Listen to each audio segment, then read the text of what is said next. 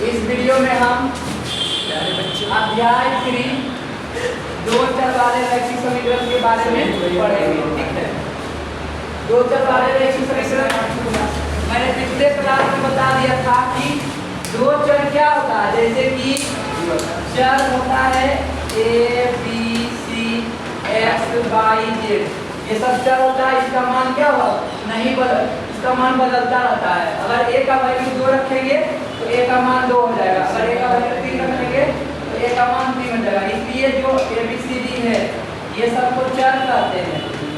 और अचर किसको कहते हैं, अंक को अचर कहते हैं।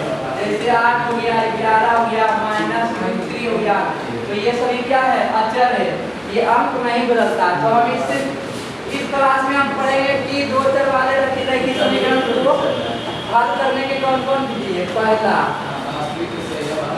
प्रतिस्थापन विधि, प्रतिस्थापन विधि। तो हम प्रतिस्थापन विधि के बारे में एक क्वेश्चन लेकर के हल करते हैं। जैसे क्वेश्चन है 2x + 3y = 10। अब दूसरा समीकरण है 3x + 4y = 40। तो x y का मान निकालो। तो x और y का मान ज्ञात करो, मान ज्ञात करो।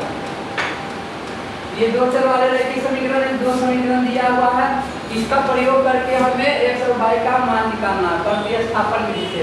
तो प्रतिस्थापन विधि में क्या करते हैं, पहले एक समीकरण से किसी एक चर का वैल्यू दूसरे चर के रूप में लिख देते हैं। जैसे हम पहला समीकरण लिखते हैं 2x + 3y = 10।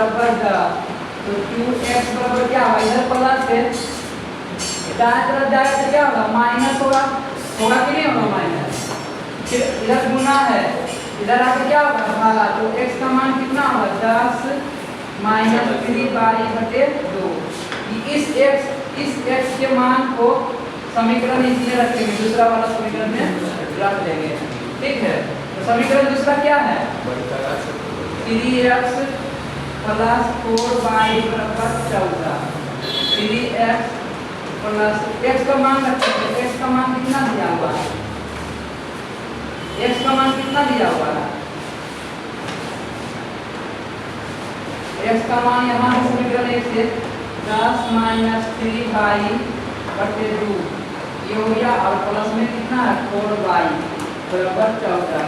इसको हल करेंगे कितना आएगा, 10 दिया 30 और 3 दिया 9y/2 प्लस 4y = 14। यहाँ का सही है। इसका लासा निकालेंगे, 2 1 के लासा कितना होगा, 2। तो 3 - 3y 9y 9 होगा, और इसको गुना करेंगे तो 4 दूनी कितना होगा, 8y = 14। ये भागा है, इधर आके क्या होगा, गुना होगा। जब गुना करेंगे, एक गुना करेंगे कितना होगा, 30y - 9 में से 8 किया -1y = 34 28। तो 30 में से इस प्लस 28 को इधर घटा देंगे तो 28। तो y के मान कितना आ गया, 2। y के मान कितना गया, 2। और इस y के मान को समीकरण 1 में रखेंगे, यहाँ पर y के, तो x का मान आ जाएगा। तो हम यहाँ पर y के जगह पर मान 2 रखते हैं, क्या होगा, x = 10 - 3 × 2। y के मान कितना है, 2 ना, वहाँ पर निकला ना y = 2। तो 2 रखेंगे बटा 2। तो x के मान कितना आएगा, x के मान कितना आएगा, 10 में से 6 दिया और बटा 2, तो 4/2 मतलब 2। तो x का मान कितना हो गया, 2। x का भी मान 2 आ गया और y का भी मान 2 आ गया। तो x y के मान हम निकाल दिए। ठीक है, समझ में आ गया। ये इसी को कहते हैं प्रतिस्थापन विधि।